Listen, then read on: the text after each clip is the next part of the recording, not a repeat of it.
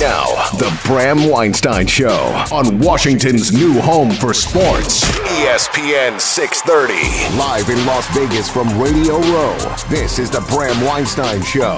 Presented by Seat Club. Join the club, quit the fees.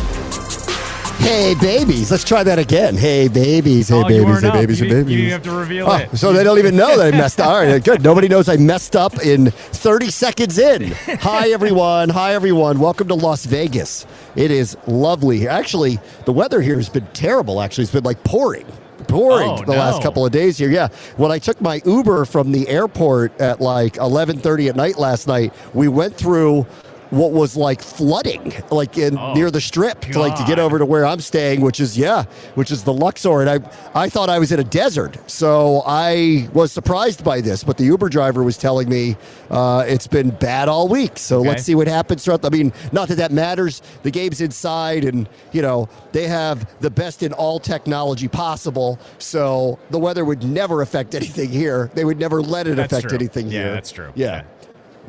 And overall, I mean, this is wild. I mean, it's so crazy to land here and know that the Super Bowl is being played here when it wasn't that long ago that was no chance on earth that they ever would have agreed to something like that. So times have really changed here. And Radio Row is, I wouldn't even describe it really as Radio Row anymore. It's like Digital Media Row. Like there might as well be studios all over the place. We're the low rent people, Callow. I got a table with a table apron, a old sign that we got from Kinko's or whatever. It says the name of the station, and all these other people have like camera setups, set setups. Like you wouldn't believe what's going on here today. Yeah, I feel very low rent today. That's my fault. Yeah, that's my fault. Whatever. I mean, it's radio. We don't need all the extra stuff. Whatever. Yeah, you can't see me. Whatever. Whatever. Yeah. Last night I had to take I had a layover in Detroit to get my second plane, and as I'm getting on, Aiden Hutchinson's on it. Oh. So yeah, and he got put in a really tough moment. He had gone through. He got his ticket. We went through the gate, and then someone realized who he was and tried to get his autograph. Oh no. Yeah, and he had to make the choice: do I go back and get in trouble with the gate attendant, or do I just go? And he chose to just go. So, yeah, we had one of those last night. I mean, I don't blame him for that. Can't blame him for that one. Yep. Some of the faces that are walking around here, Donovan McNabb, I just saw him walking around here. If I could wrangle him, I'll have him come on, but I don't know.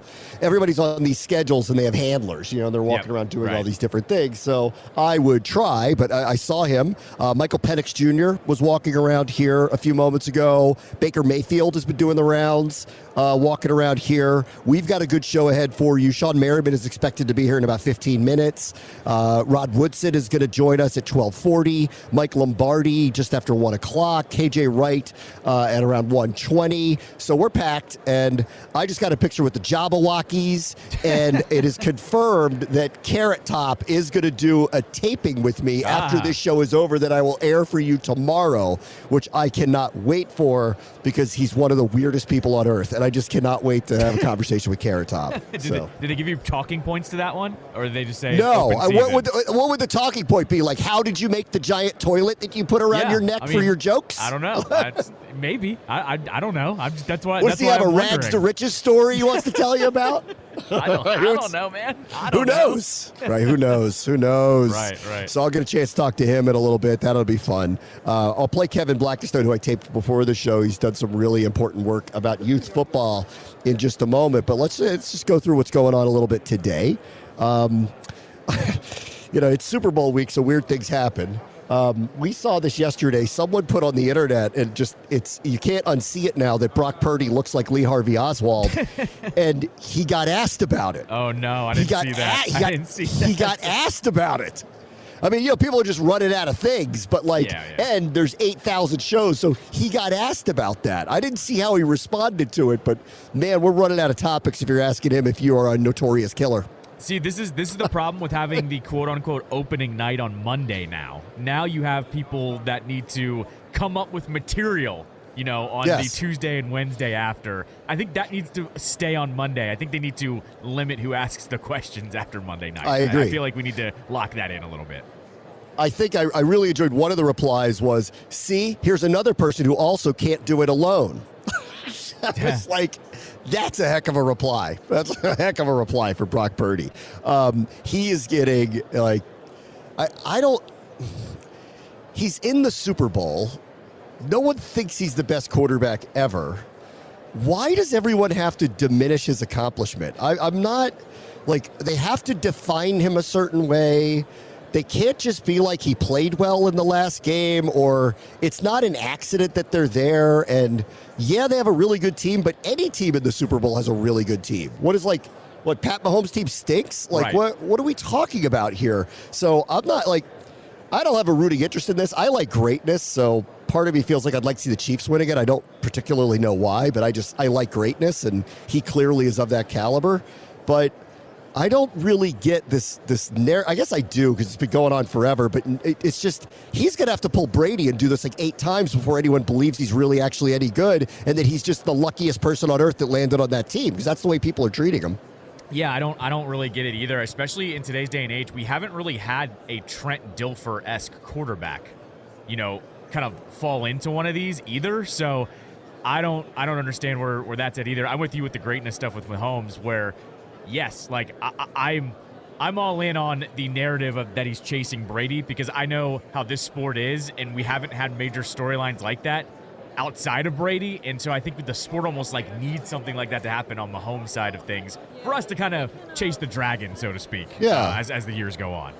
Yeah, I don't get I guess I do. I've been around long enough to know that this stuff does happen, but it's utterly ridiculous, honestly. I mean, it's like really utterly ridiculous. And it's been like, did you not see how he played? Did you not see what his record is? And like, it can't all be everybody around him. Like, let's not turn that into like the Space Jam All-Stars. Like, what do we... Right. Like, exactly. Yeah, Deebo Samuel's really, really good. Christian McCaffrey's really, really good. George Kittle's really, really good. Yes, they have very, very, very good players. Okay, like, not all of them. It's not the all-pro team. No one's calling this the greatest team of all time. Like, what are we doing here? Like, I don't know. Why can't he just be pretty good? Right. It's not an accident that they're here. Like, it's not. That's right. And he played every game this year and had an incredible record. I just don't. He didn't make a ton of mistakes. He had a couple bad games, like anybody. I just don't get it. Now, in comparison to Mahomes, I get he ain't him. Nobody is. Yeah, of course. Yeah, right, exactly. So that's a hard comparison to make. All right. Let's play Kevin Blackistone, because I think Shawne Merriman's going to join us soon. I'm hoping. Yep. So why don't we play that for you and take a listen to this, a very important issue that Kevin Blackistone's been working on. Let me welcome in Kevin Blackistone. How many Super Bowls is this, Kevin, for you? I don't know, maybe 4. Really not that many. Yeah? I usually bailed out on the Super Bowl. Why's that? I love championship game weekend. Yeah. And everybody comes to Super Bowl. But I will say this. This is the second year in a row I've been here. And I was trying to remember the last time before that. And what Radio Row has become is amazing. The NFL is the most brilliant marketing business in sports. It's hard to describe this. I mean, it's a cavern of, Radio Row is, I don't know if that's the right way to describe it. It's digital media row now. It used to be Radio Row. It would just be a row of radio stations, and now it's theater. Yeah, I mean, the setups around here, you'd think you're in a bunch of studios. Right. I'm pretty low rent today with my little table and chairs. Thanks for coming on today. It's great to Thanks for have having you. me. One of the things that you're working on is very interesting, which is kind of the future of tackle football. And I don't know how much you want to give away about the piece that you're writing and what you're doing. It is out. All right, so why don't you tell people what you wrote about, what you learned about tackle football in the youth communities? So it is a project of the University of Maryland. Journalism students at the Merrill College of Journalism and the Howard Center for Investigative Journalism. And I'm actually here with one of the students who did the reporting and the research, Torrance Banks, who's right over my shoulder. And their idea was to look into what is behind or beneath the numbers that we've heard about the decline in youth sports participation. And the thing that jumped out to them, which is what they investigated around the country and in looking at data, is the fact that while that is true, it is not true in black and brown households. Huh. And that the parents and guardians in those homes are more likely to allow their kids to play tackle football at a young age. And that though they may be cognizant of the involved, they look at the reward of a college scholarship and the potential lottery ticket of getting into the NFL as worth the sacrifice. And what about NIL? How is that figuring into the thought process? Well, I think NIL figures in as well because they see that as a potential paycheck, either in high school, where NIL is also available, or in college.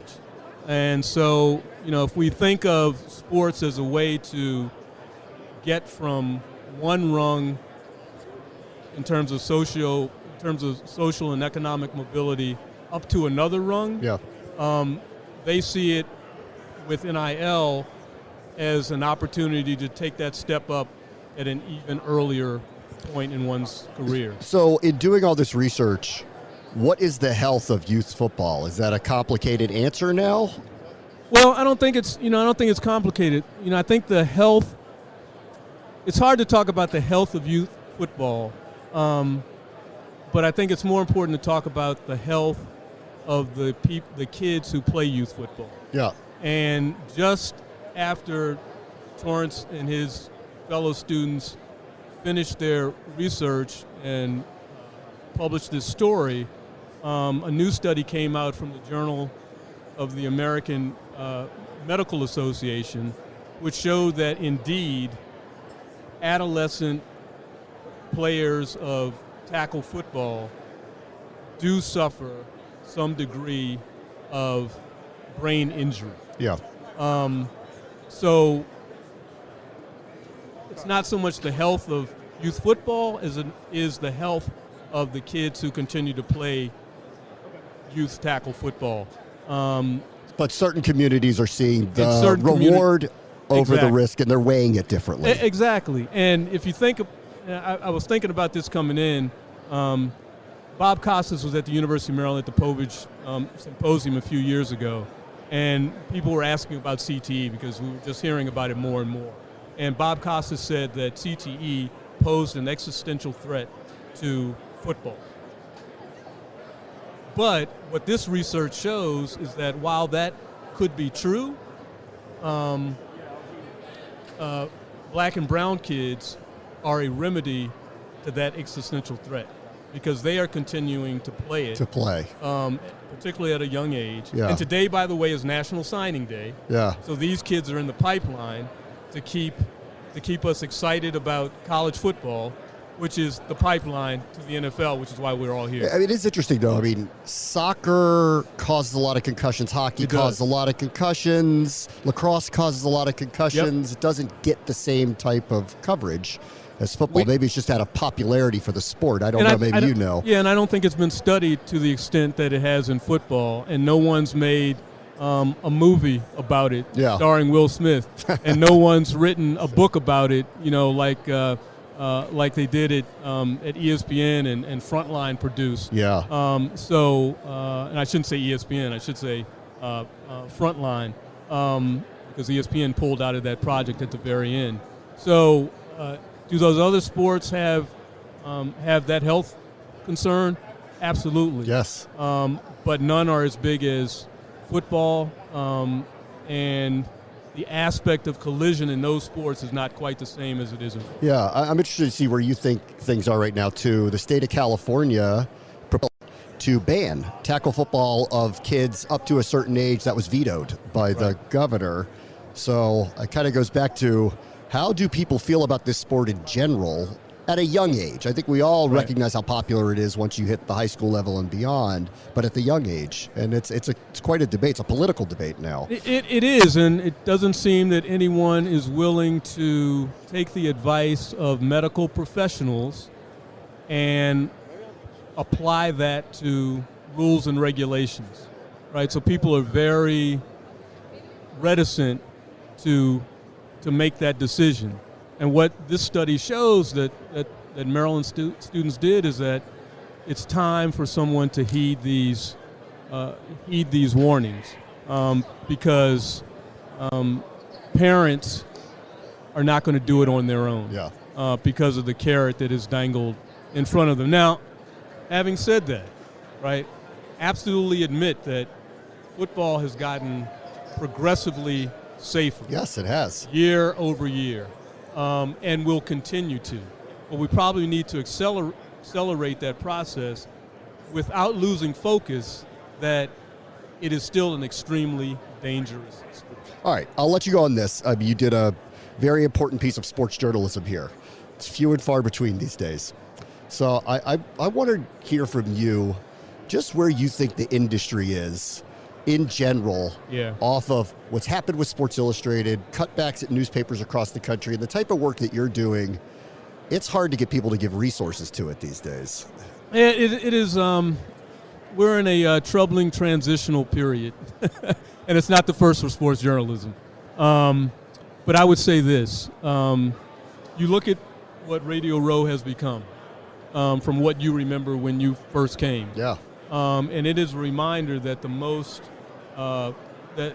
valuable resource on the planet Earth is information.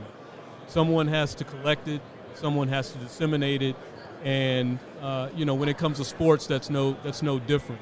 And so while we've seen the demise of SI, while we've seen newspapers like the New York Times and LA Times start to redefine and rethink how to cover sports, we've also seen the rise of organizations like Front Row Sports, which is here in a big way and employing a bunch of people and has a whole lot of money. So it's kind of like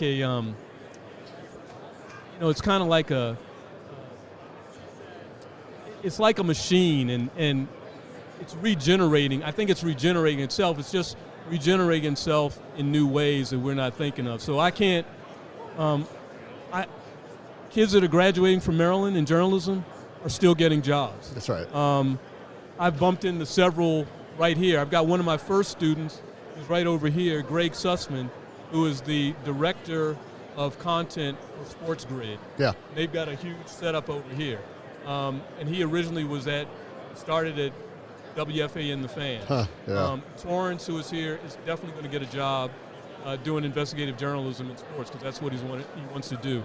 I'm involved in a project up in Chicago that just got started soon. So that's to say that the headlines are dour. Yeah. But there is sunlight all around it. And, you're an example. I mean, you are still... I'm a survivor. Well, right, a survivor, or if that's what you want to call yourself. But I would say that, you're in the business, tougher business. Broadcast, I think, is even tougher than the written word. But you're still here, and you're part of this. You're part of this explosion on Radio Row. So, media isn't going anywhere. People are still investing in it. I wish that more of the Bezoses and more of the David Kaplans and more of those capitalists would invest in it. People who want to keep it alive and see it thrive than those who are coming in with nefarious reasons. But media is not going anywhere. Kevin, it's great having you here. Thanks you for Bram. stopping by. It's great seeing you. Appreciate it.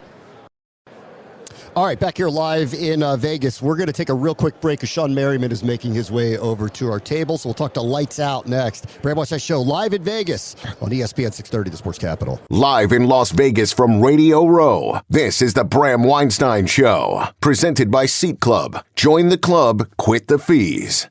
All right, welcome back here live to Radio Row in Las Vegas, Mandalay Bay Convention Center. We're getting set for Super Bowl 58. It's my pleasure to bring in a great Shawne Merriman, former Terp, local, played for a long time in the NFL. Nice to have you here, Shawne. Thanks, man. Thanks for having me on. All right, tell me a little bit. Let me start with why you're here. I'll get into football with you in a bit. You've gotten into MMA, extreme fighting. What's going on? Yeah, Lights Out Extreme Fighting is my MMA organization that I launched a couple years ago. We got a big fight coming up next Friday, February 16th in Long Beach, California. We'll be live on Fubo TV, Fubo Sports, starting at 7 p.m. Pacific. But we got the next up-and-coming, stars of the game. And I've been around this sport, man, for 17 years. Back when I started training between 2005 and 2006, I just wanted to get better with my hand-eye coordination. Yeah. And you're starting to see more former athletes. When you were playing, you were using it? Oh, yeah. Yeah, I started training with Randy Couture and Tito Ortiz and Chuck Liddell, some of the big guys. And I just fell in love with the sport. But I also seen what it did for me on the football field. And so you start to see more former guys. We got A.J. Hotchkiss to play linebacker at Oregon, to play with Justin Herbert that's fighting on this card as well. And we're getting more and more former athletes to transition. But this next week, we'll be live on Football TV, Football Sports. Like when you say guys are transitioning, is it easy to transition from that sport to this sport, or no? You got to imagine it. A lot of these guys, are still physically capable of competing, right? So if you don't have that 10-plus year career in the NFL, that opportunity, some of these guys just looking like, I want to go make a living doing this. You'll have a couple guys. Not saying everybody's going to fight when they get done, but I think that you're starting to see Frank Gore. He just had a boxing match. Yeah. Adrian Peterson, Le'Veon Bell. I mean, you're starting to see more and more guys get into combat sports, and I think that's going to be a wave here shortly. Okay, and so you compete too, right? You compete? Yeah. How's it going? You know what I do? I do it to stay in shape, right? I think that when we always hear these stories of guys having a problem transitioning, it's because that regimen is gone. And working out, team, watching film, and so I went right into combat sports, training and sparring with guys. I still spar. I sparred last Friday to really just stay in shape and have something to get me out of the bed in the morning and stay disciplined. Is it hard to go from the team concept to it's just you and your trainer or whoever you're working with, and everything comes down to literally you?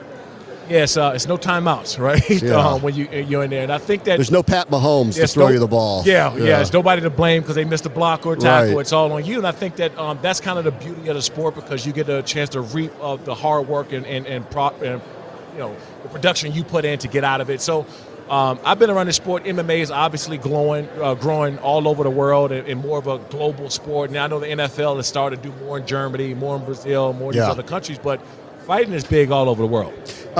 So how do you plan on competing? You've got heavyweights in this, UFC and MMA and all that. How do you plan on making lights out bigger? We want to, first of all, UFC is the big dogs in this business. In my opinion, they will always be the big dogs. I don't think anyone's going to come behind them.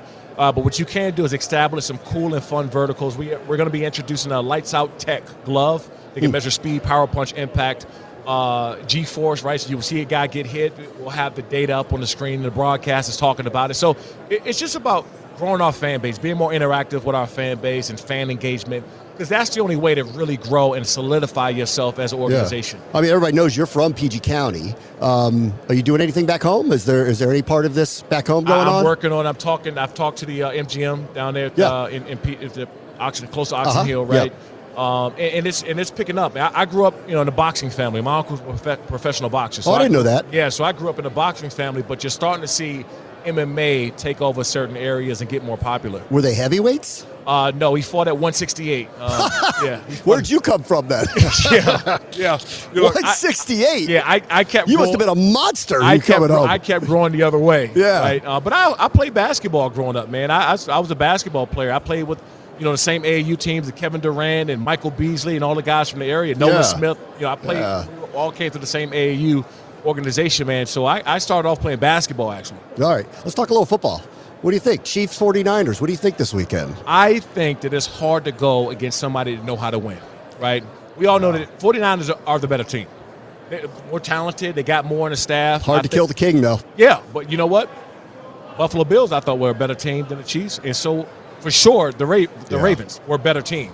And they beat both of them. So when you get into these situations, when you're playing teams that know how to win, right? They're not going to no stupid penalties and taunting penalties like Flowers had it towards the end of the game, or personal fouls to give them 30 yards on one drive. Chiefs is not going to do that. It's not going to happen because they're too disciplined. They've been here. They know the moment. So as my heart is telling me the 49ers because they're the better team. Yeah. My head is telling me these guys, KC is not going to lose. So when you saw the Ravens last week or 2 weeks ago, it felt like they just weren't themselves. They didn't run the ball. They had the stupid penalties. I don't think I've seen a good team that I trust kind of unravel like that. They weren't themselves. It was strange. Hey, that was the biggest disappointment, right? Because when you go back and watch that film, you're really going to kick yourself. And there's 2 or 3 plays in that game, and not to point him out because I think the world of flowers. I think he's going to be a star in the NFL for a long time. But it's a learning experience for him. When you go into the end zone, you dive in the score, you get the ball punched out. If they score in that drive, I believe that the Ravens are here because the momentum of that game just switches completely. Yeah. And so when you get into those critical moments, you understand how. And I went through it too, right? When we got out, we had in 06. You were on those good Chargers teams, so you were right there. We were right there, but guess what? We went against the Patriots who knew how to win. And we were the better team, talent-wise, across the board, but they knew how to win. No penalties. If we fumbled or had something, they capitalized on our mistakes. And that's the same thing the Chiefs are great at doing. When it was over, was it hard to get over it because you were that close to getting to a place like this? And this is the Ravens are going to experience this. You don't understand how big that moment is, right? Because you're so young, you're so talented. You got Lamar Jackson, you got Flowers, you got Odell, you got this, Smith and Queen. Contracts about to be up. The coaching staff just got rated. The coaching staff got rated already. Your second in command at GM is gone, right? And so you start to see the great teams unravel. So you only have about 3 to 4 years window to capitalize. So I think they got another year or two. But you realize that moment the further you get away from the game. All right, last thing. What do you make of what's happening with the Commanders? New ownership, new GM, new coach, probably a new quarterback. What do you think? Yeah, they should feel really good going into this year. Because one thing, regardless of if you approve or disapprove of Dan Quinn's hire, is that he's going to come in and implement a mentality that's been missing. And that's the biggest thing. They got players. They got guys in that locker room. Then they go out and get a franchise quarterback. We just talked about that before we got on air.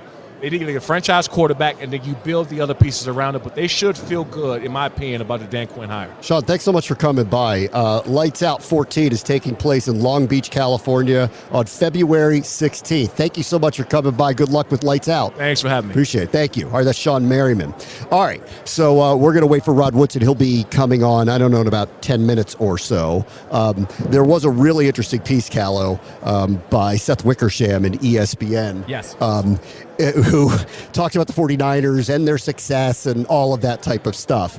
And in it, the one huge takeaway was teams are now mad that they have teams are mad that they have so many people of color who are ascending to other jobs that they get too many compensatory picks for it. They're mad at this now. As if this is some kind of real complaint. Like they're finding good people, they're putting them through their system, they're so good at their jobs they get better jobs somewhere else and they're getting rewarded for it, and the owners are mad about it.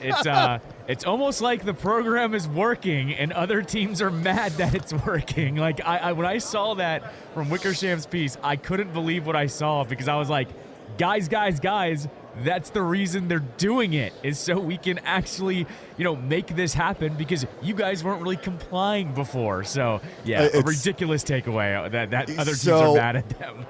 Right. So they did this. They changed this recently, the last couple of years, to incentivize getting more minorities hired into positions where they go up a ladder. They offered compensatory picks for it, and the 49ers were already ahead of that curve because keep in mind, like some of the people that left and went were people like Robert Saleh before this actually happened. So they were already kind of in line with finding and procuring coaching and front office talent.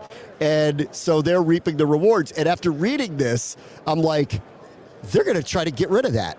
Like, I think the NFL is going to try to get rid of that because if the owners are actually literally complaining about it, they're going to say it's happening too much for one team, it's helping them too much, to which they should say back, okay, go find really good talent of any size, shape, color, whatever, and you'll get the same reward, but that's not what's going to happen. I mean, like, reading that was like, oh my God, they're doing a good job and you're mad at them for it. It's really amazing. Not only that, because was DeMeco Ryans their DC? 2 years? Yes. Yeah, so not only that, you had DeMeco Ryans and Raheem Morris, and they both became head coaches. Like, What do you want him to do? Morris was with the Rams. Oh, Morris was with the Rams. Sorry, I'm getting it. But their defensive coordinator now is Steve Wilkes, who's been, an interim head coach. That's and, right. I don't know that he's been in part of the cycles. But DeMeco Ryans, Robert Saleh, Rand Carthon out of the front office. Yep. They're seeing all these people come out of there, and it's pretty amazing. Yeah, it's like, what do you want them to do? They like finding talent, and they just happen to be black? Like, I mean, what do you want them to say at that point? It's correct. Ridiculous thing to get mad about. It is totally a ridiculous thing. So I was like, I thought that was funny. Like, I guess technically, won't the Cowboys get a third-round pick for us taking what's his name from to be the new defensive coordinator? His name is slipping my mind for some reason right now. For who? For us. The new defensive coordinator. Tony Witt. Yeah. Tony Witt. Technically, won't the Cowboys get a pick because that's an elevation? Because he from assistant to coordinator, maybe. I'd have to look at it. I think so. I feel like so. I feel like you do. I don't remember what the actual compensation is, but once again, like, what are you gonna get? Are people gonna get mad because we took a coordinator? I don't know. Like, I think the point was to incentivize teams to move people of color up the ladder. Because it's sad that they had to incentivize teams to do that. But they did. It was just hilarious that it's backfiring because the team that's been the constant is the one that's been doing it anyway and don't need the incentive to do so. I mean, it's really it's a little ridiculous. It's really unbelievable. Yeah. The other thing I saw today, Andy Reid said at his press conference today that Eric Bieniemy came to the Chiefs practice. Did you see this? Yeah, that he visited them. Yes, I saw that. He visited them. He had described it as extremely inspiring, the way he, talked or whatever it was, which, I have a really good friend who's a huge Chiefs fan, and I've talked to him about Bieniemy a few weeks ago, and I'm like, I think he described it to me as he goes, most underrated thing that happened to us this year was him leaving, actually. That, we didn't have the same level of accountability. Look what happened throughout the entire year. And their offense wasn't the same. Yeah. And I don't know if that's him or that's just unreliable receivers for a period of time or whatever it may be, but it was pretty amazing. Yeah. It was pretty amazing. Yeah. All right, let me take a quick break. We're waiting on Rod Woodson, who's going to join us live here on Radio Row from Las Vegas. Bram Weinstein Show, ESPN 630, the Sports Capital. Live in Las Vegas from Radio Row, this is the Bram Weinstein Show, presented by Seat Club. Join the club, quit the fees. Rod is here not just to talk football with us today, but he is promoting the One Pill Could Kill awareness program that's happening around the country with all the drug addiction that's occurring in this country. Hall of Famer Rod Woodson's here now. It's a pleasure to have you here. How are you? How you doing? It's great to see you. Good seeing you. I thought you would be working this week. I am. I'm here. I thought you'd be working a little differently this week. I did too. I thought the Ravens had a really good shot. Yeah. I thought they were the best team in the AFC all year long. They just didn't play their best game against Kansas City, and that's what happens. If you don't play your best games in those big moments, you don't get to, be that representative of the AFC. Yeah. When you look back on it, do you look at the 6 carries for running backs? How do you kind of look back on what happened to them? I mean, that's one of them. I think that's one thing. But if you think about who the Ravens were throughout the whole year, new system, new offense coordinator, and Todd Monken, who did a tremendous job all year long. They still led the league in rushing attempts. Yeah. In the National Football League throughout the regular season, and they had 6 carries to the running back. Yeah. In that game. That's a head scratcher. I mean, have you ever been part of one where you walked out going, that just wasn't us out there? Is what it feels like when I watched them. That was the one game that I thought they got away from who they are. Yeah. More of a drop-back team, and that's not who they are. They're not a drop-back team. Yeah. Yes, you can drop back, but it has to be play-action pass, and that's where Lamar, he thrived all year long. And he did a really good job of, getting out of the pocket, throwing the 1 touchdown to Zay. Had the one bad read late in the game where he misread the backside safety in cover 2. Yeah. That guy came over and got the interception. But you can't have 3 turnovers and 8 or 9 penalties. Yeah. And some of those penalties are critical, 15-yard penalties in critical moments. You just can't have it. I think you're going to win. It felt like the Chiefs baited them into some of them, too. The one with Van Noy, with Travis Kelce. Yeah. think that was a bait job. Yeah. He was laughing. He pushed him. He was talking to him. And he pushed another one of his teammates. He saw it. But I know he came back over, kind of headbutted him a little bit. Can't do it. Just can't do it. Around this time last year, did you have any concern that Lamar wasn't going to come back? And did he prove anything differently after signing the new contract with the team? I think Lamar, he's a tremendous athlete. Yeah. Listen, he is. He's a tremendous athlete. I think players need systems and players need coaches who hold them accountable. I think Lamar is a tremendous player. I think Todd Monken, not saying that Greg Roman didn't. I don't know. I wasn't there. Right? I was seeing it from afar.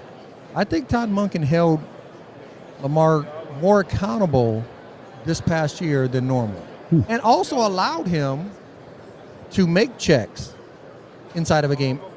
Lamar never checked in the previous years of his starting time when he was as a Ravens starting quarterback. He's never made a check. This year was his first year where he got to look at the core, he got to count the box, and he got to make a check.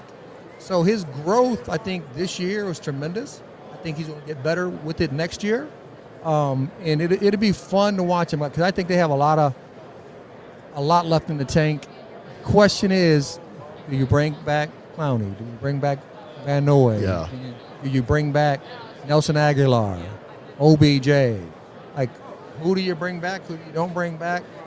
If they can bring back all of them, that'd be great because I love veterans over young guys because I know what veterans at least know how to play. Yeah. Young guy, flipping the coin on that one. You played on championship teams. You played on really good teams. You won it, and you had near misses.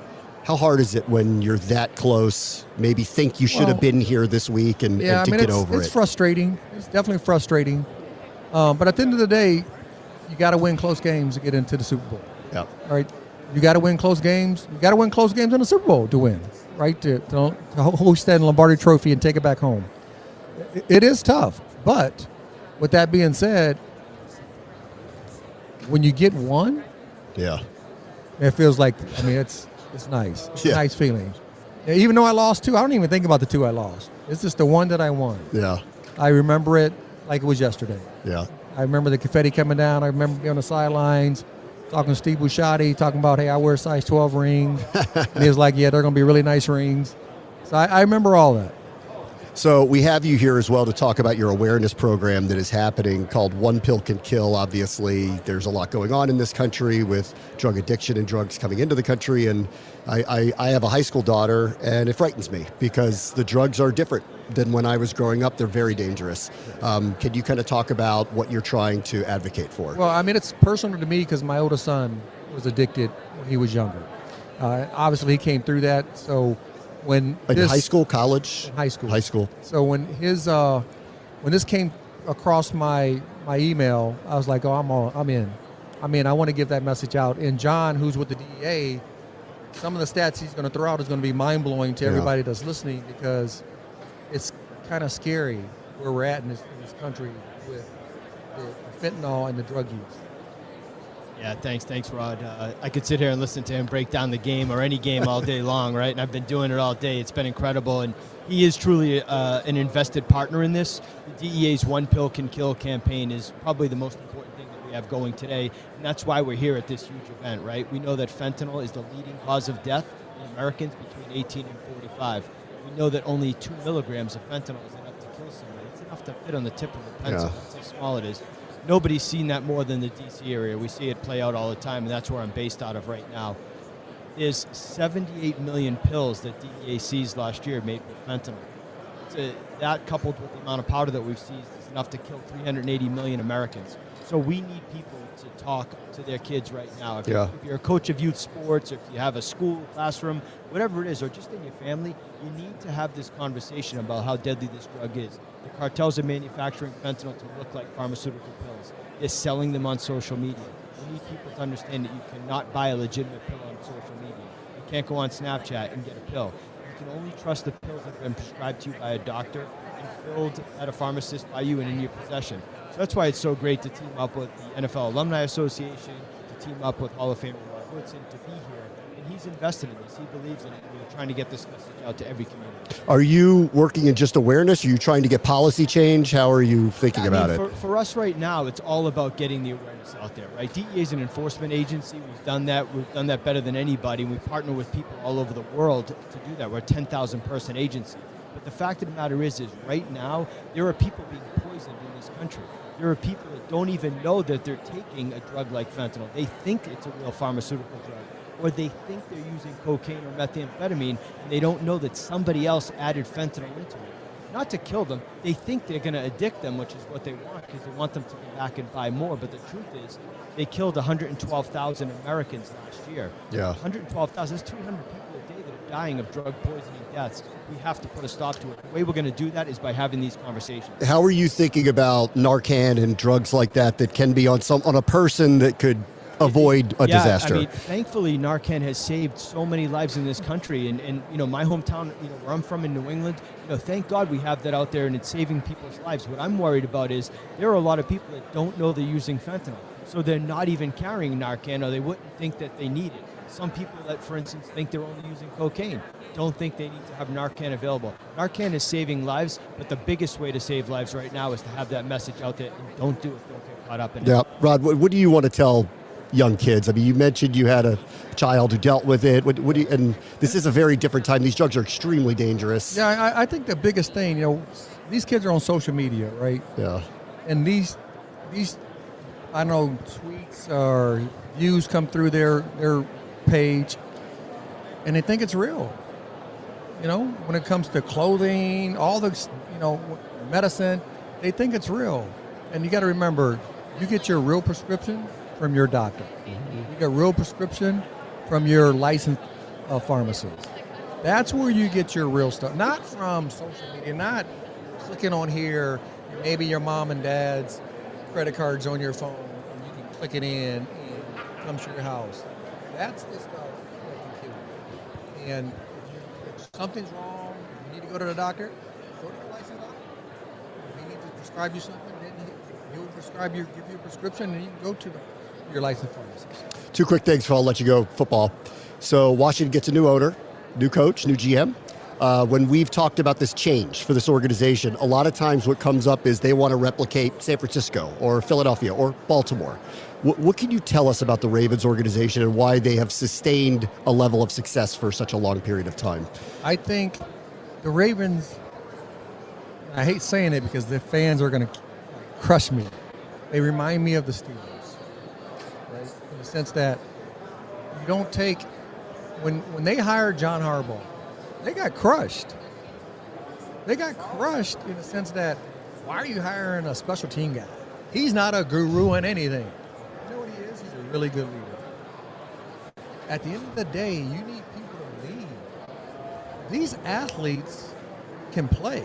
They're athletic. That's why you draft them. Okay, now who can lead them? Who can get them to play for the front of their jersey instead of the back of their jersey? And I think that's the main reason I love Baltimore. I think what Art Modell started, what Steve Bisciotti has put in with the Ravens, and how John Harbaugh has gotten so much better. Because when he first came in, John was a gritty, tough coach, and now he listens to his players. He listens to his coaches. He's more open. He's become a really good leader, and sometimes leaders have to listen. If you're always the smartest guy in the room, man, you're in trouble. Yeah. Because you're going to have some bad ideas. And I think that's one of the main things I love about that franchise. Mr. Bisciotti and what he's done, and how that franchise has grown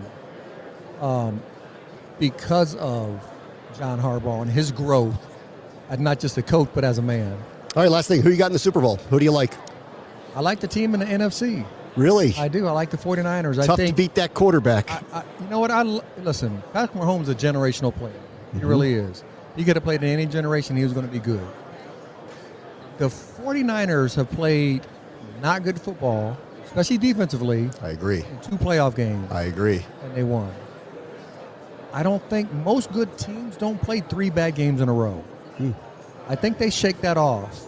I think they don't let 87 come off the ball. They don't give them a free release. They make it tough on them. I think Brock Purdy was to be who's that that game with manager. Greenlaw? What do they do? Who do they put on? Well, you can put your defensive end, you can put your outside linebacker on him. You can put whoever side he's lined up. You can just take that defensive end, move him out 2 yards. Yeah. 'Cause that's normally where he's going to be lined up at for the most part. And then let him rush right through him, But you have to be physical with him. You can't give him a free release. You can't let Patrick Mahomes have his number one read, which is 87, Travis Kelce, and then Pachenko, and then Rice. You can't let him have all of it. You got to take something away. Take that first read away. Now your rush has more time to get back to the quarterback. Maybe he throws a bad ball. Maybe the ball gets batted in the air. It's an interception. I just think they have a better game. Hall of Famer Rod Woodson, Joe Delena, thank you for everything you're doing for the Appreciate you DA. guys. Thank you guys for coming on today. It was nice seeing you. All right, we'll take a quick break here live from Las Vegas. Bram Weinstein Show, ESPN 630, the Sports Capital. Live in Las Vegas from Radio Row, this is the Bram Weinstein Show. Presented by Seat Club. Join the club, quit the fees. Live in Las Vegas from Radio Row, this is the Bram Weinstein Show. Presented by Seat Club. Join the club, quit the fees. All right, welcome back to Radio Row here in Las Vegas at the Mandalay Bay. We're a few days away from Super Bowl 58 as KJ Wright, former Seahawks linebacker, joins us now. You played for Dan Quinn. Yes, sir. He's our new head coach. Mm-hmm. What do we need to know about him? I love DQ. Yeah? Awesome man, awesome coach. And one thing that really, I appreciate about DQ was his transparency. He's going to be honest with you. He's going to hold you accountable. He doesn't care if you're the starting linebacker or the practice squad DB. Yeah. He holds everyone to a very, very high standard, and he keeps it all the way real. Okay. So for a guy to come in here, understand the X's and O's very well, he calls the right plays at the right time, that's what makes an outstanding defensive coordinator. But you talk about a leader of men, a leader of young men, DQ has that it factor. So I'm so excited. I believe Washington Commanders really got a nice treat in him. He did tell us he's not going to call the plays. What? He told us that. Yeah. Why not? He's given that to Tony Witt, his new defensive coordinator. Okay. DQ, if you can hear me right now, please listen to me. Listen to me, Dan. We fell in love. We fell in love with that guy that's sitting in that booth with his hat backwards, just like screaming with that call sheet, calling plays, like Deron Bland, all those pick sixes, the way he used Michael Parsons, called him at the right time. Like, this is your juice. This is your it factor. We want this brain on game days. And so I really hope that he reconsiders, because we brought you in here because of what happened in Dallas. We love your leadership skills. We love how the defense performed. Come call plays so we can have that same type of success each and every Sunday. Okay. All right. Well, I will send along. Clip it up, and I'll play send ball. it to him. Because when he said he was doing that, we were a little surprised because of the success he's had everywhere he's been. But with Tony Witt, he was with him in Dallas, with him in Atlanta, knows him, was their secondary coach, or like was their passing game coordinator coach. You mentioned Bland, season Diggs had the year before. Yes. Like, clearly this is someone who's, I think, going to help our secondary for sure. Yeah, for sure going to help the secondary, and you want your coaches to grow. You want to obviously wean them to be that type of guy. But give him the defensive coordinator label. Let him run the meetings. Let him create the game plan. Let him get ready for this moment. Let him call the plays in preseason. But with the first year as a head coach, I'm really trying to get this organization turned around. New management, new ownership. I would like to wean him, after maybe that second year to call plays. And really be the guy that gets this done. And I can trust myself. This is my team. This is my baby. I can really trust myself to really make sure that we on point, especially on defense. All right. So what was special about him? It was his energy. Was it his game planning? What was it that helped you all kind of achieve what you guys were able to achieve with him? With as good as we were, obviously we have Hall of Famers left and right. Cam Chancellor, Earl Thomas, Sherm Enchilada. What he really mastered was, I've had some play callers when the call comes in, I'm like, what the heck are we doing in this situation? It's third and 7. You calling this play out of nowhere. We haven't practiced it since God knows when. DQ just had a real knack for when the call came in, you like, perfect play call. Absolutely perfect play call. I remember we went down to St. Louis. It was down, the game was on the line. He came out of nowhere. He said, let's go Saw Dog Zero. Like, Saw Dog Zero? Hell yeah, like, let's do it. He called Saw Dog Zero. Everybody blitz. It was a pressure, long foul ball. Seahawks win. Like, certain calls when he calls when the game's on the line. Yeah. It's what I call nut cutting time. He really came through. He doesn't panic. He doesn't get ahead of himself. He just really understands how to stay patient and really put the defense in prime position to execute when the game really matters. So you played for them. You do radio and media in Seattle.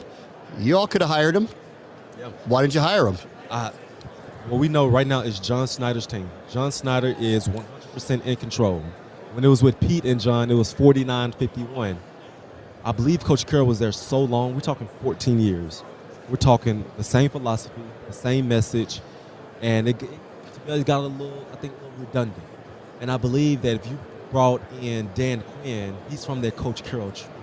So it'd be a lot of the same language. Oh, you think so? A lot of the same. I know so. So you think it was time to make a change? I don't think it was, they made the change, but if you're going to bring someone in, they don't want to bring in someone that's similar to Coach Carroll. They want to just completely different than what he brings to the table. Yeah. And so I believe that they wanted to just start all the way over, something fresh, something new, and to bring in a DQ after Coach Carroll, it kind of been really similar philosophy, similar messages they heard over a decade. I didn't hear much about Pete Carroll's job security through the year. Were you surprised when they made the decision to do it? I heard noise. Yeah. I heard the noise. And I watched this team. I was so frustrated throughout the year because rule number one of the program is protect the team. And I feel like these guys, they didn't have his back like they should have had his back. Way too many off-the-field issues, way too many distractions that they had to deal with in the media, gestures that were made after victories. It was just a complete mess when it came to protecting the team, and they failed at it. So obviously, Jody Allen, the owner, she saw it. Obviously, John Snyder saw it. And I really was upset with the locker room leadership. Yeah. Really upset with that. So you add that with not making the playoffs after you made the playoffs last year. Yeah, I think they said enough is enough. Thank you, Coach, for everything. We got to make a change. You haven't met Mike Macdonald yet, right? You haven't had the opportunity. So throughout this process, watching the Ravens and watching him specifically against these offenses that are proliferating around the league and how he seems to have some kind of answer for it. Man. It felt like, considering who the coaches are in your division, Shanahan and McVay, they've got the antidote. It's what it felt like watching the hiring. Oh, yeah. You watched what he did against the Niners. Brock Purdy threw like 17 interceptions, it felt like. Yeah. Whenever I watch this Mike Macdonald's Baltimore Ravens defense, I don't see this too often, but it felt like there's like 13 guys on the football field. It's like you don't know where a guy is going to be lined up, where they're coming from. He just understands how to bring pressures from left, right, up the middle. And you're talking about a high-profile offense like San Fran, like a Shawne Merriman. Like we need answers. They swept us this year. We haven't beat the Niners in the last 4 games. Right. So we need some help. What we was doing in the past was not working. Yeah. And so Macdonald come in. He's calling plays for the Seahawks. He said, I'm going to call plays. He has his defensive coordinator. He has to nail the offensive coordinator. And there's rumors of Chip Kelly coming in. So I'm excited to see what him and John Snyder decide to bring on offense. I mean, I don't know it'll ever be what it was when you were playing there, but I like your secondary. That is a good group of young players back there that has a lot of promise, between Woolen, Witherspoon. It's really Andre, it's coming. It's coming. Yeah. It's coming, and I believe Devin Witherspoon is going to be the alpha male of that unit. Yeah. He's going to be the guy. He's the energy. He's the voice. He lines up at cornerback. He lines up at nickel, and he's always consistent. Consistently showing up, consistently making plays. 16 PBUs. He got his hands on the ball 16 times after missing like 3 games with a hamstring. And so I love what he brings to the table. Macdonald's going to know how to use him, similar to how we saw with Kyle Hamilton this past football season. And so I need Rick Woolen to grow up a little more. I need him to get back to that to Rick Woolen that we saw his rookie year. I believe the sky's the limit for this football team. You were drafted by Seattle, right? Yep. Played there how long? 10 years. 10 years. So you didn't really see free agency until pretty late in your career, right? Year 8. We hear this all the time, and people are wondering in Washington, new owner and new everything, it would give a different perception to players about playing there. What was your experience like when you thought about where you wanted to go and play? Did you really take that stuff into consideration? Was it just the contract, the money? How did you think about it? Well, with me in my contract year, I was in a unique situation. I had tore my knee during my contract year in preseason, so I didn't play that year. And so I'm an older guy, older linebacker. I don't want to go anywhere else. Let me stay somewhere where it's comfortable. Let me stay somewhere where it's safe. I trust this training staff. And so players, they do look at everything. But me, I personally didn't want to leave. I loved everything about the organization. I knew they had this game plan for me. So, KJ, your knee is jacked up, buddy. We don't think that you may ever play again. Right. We're going to give you a contract. It's going to be highly incentivized. I was upset about that, but highly incentivized. If you play every game, you'll get your money. And so it ended up working out for both sides. Right. But do players look at that stuff? Or is it about the contract? Like, in the end? Oh, no. We hear about horrible organization. We hear about other teams, how their team is ran. Like guys that say, if it comes down to $10 million with this team and $8 million with this team, take the $8 million because you'll be happier. You'll be in a much better situation. So previously you said Schneider and Carroll had the final say really over everything, right? Right. And you knew that, right, as a player? Yep. And we just had Mike Lombardi on, and he was talking about the system that Washington's installing here is the GM really kind of has the final say over the players. That's how it should be. You think so? That's how it should be. You don't think it should be the coach? No. Coaches, Why? Coaches, you take care of the X's and O's. You take care of the leadership. You take care of getting guys on the same page. Let the GM manage the team. This is what he does. He watches film consistently. He's always at practice. He has a bird's eye view of things that you cannot see. And with coaches, they could get attached. They can get emotional. Like, I'm really in the trenches with you guys. I'm here with you 8-9 hours out the day, with you on game day, like through the injuries, all your stuff. So it can be like somewhat of an emotional decision when you have a coach calling the shots. GM is strictly business. Strictly business. This is how we're going to do it. This is what I see. This is what needs to be done. And so I'm glad that John Schneider is, obviously I'm not happy that Coach Carroll left, but it's crystal clear who's making the decisions. And it's going to be strictly business. Yeah. All right. What do you think about the Super Bowl? What are you thinking about as these two teams get ready to play each other? I think Patrick Mahomes going to win it. I think it's pretty clear that a guy of his caliber, a guy of his confidence, a guy of just the it factor, the swagger that he brings, there's no reason for anyone to place a bet on the San Francisco 49ers. Do they have the better team? Yes. Do they have more Pro Bowlers? Yes. More All-Pros? 100%. But when the game's on the line, when it comes to the last 2-3 minutes, Patrick Mahomes is going to have the football. What's the situation? Oh, we have a timeout. We need a field goal to win. He's going to get it done. We need a touchdown to win. He's going to get it done. And so I believe he's going to get his third Super Bowl. Is it going to be Super Bowl number 3 if he wins? If he wins, it'll be number 3. He's been to 4. This would be his third win.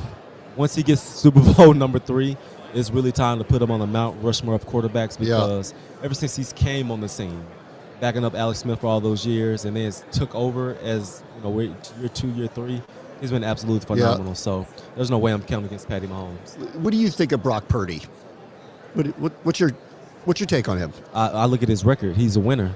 That's what I say. I look at he was getting his butt kicked versus the Detroit Lions. He fought back and got his team out of that. He wasn't playing good versus the Packers. He found a way to win.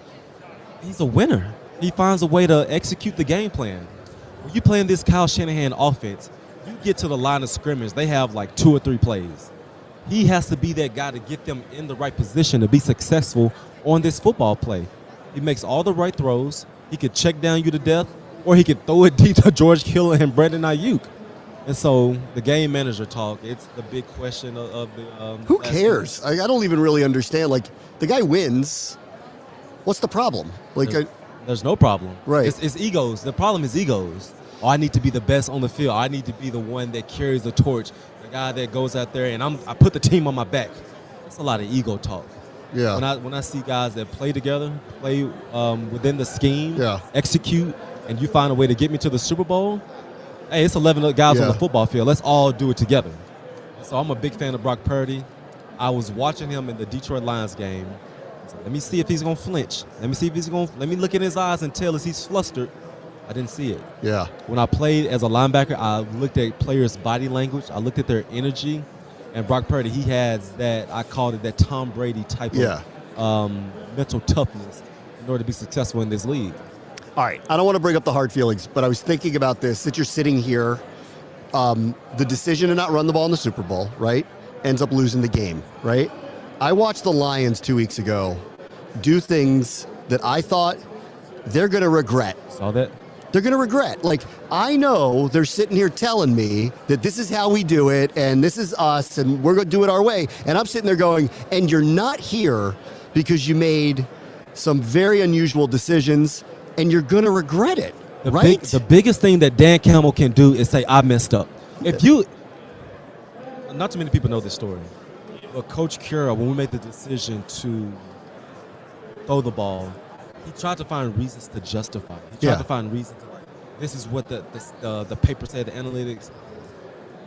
To this day, I still hold on to that. To this day, I'm still upset about that. If he would have came and said, guys, I messed up. Guys, I should have ran the ball. I could have let that go. This knot would be out of my stomach right now. When you try to justify what Dan Campbell did against in the NFC Championship, you carry on this frustration. You carry on these questions like, no, you should not have done it. You should have kicked the field goal. And it's just bad energy. It's just questions that get unanswered that they have to deal with all offseason. Yeah, or forever. What if they never get back into a position like that again? I mean, it's tough. You know, you guys at least won. So you still have that, no matter what would happen there. What if they never do this again? And Dan Campbell played the game. You as a player, you know how players think. Yeah. You should know that you can't get up there and try to justify that decision. You just got to man up, say, it's bad situation, wrong timing. I should have just did a better job and understand the situation. I got to tie it up and trust my defense. Yeah. I got to tie it up and trust my defense. He did own up to running the ball under 2 minutes. He did own up to that. But that field goal, man, you just got to own up and say, I blew that. I cannot do that again. That's on me. And the players will forgive him. Let's go into the offseason and try to get back to this thing. All right, I'm going to tell Dan Quinn you said hi, all the nice things you said about him. Oh, yeah, please do. I will. KJ. Tell him to call plays. Tell him to call plays. I will tell him that you have set in your recommendation. Thank you for coming on today. I appreciate it. you. All right, that's Thank you, KJ Wright.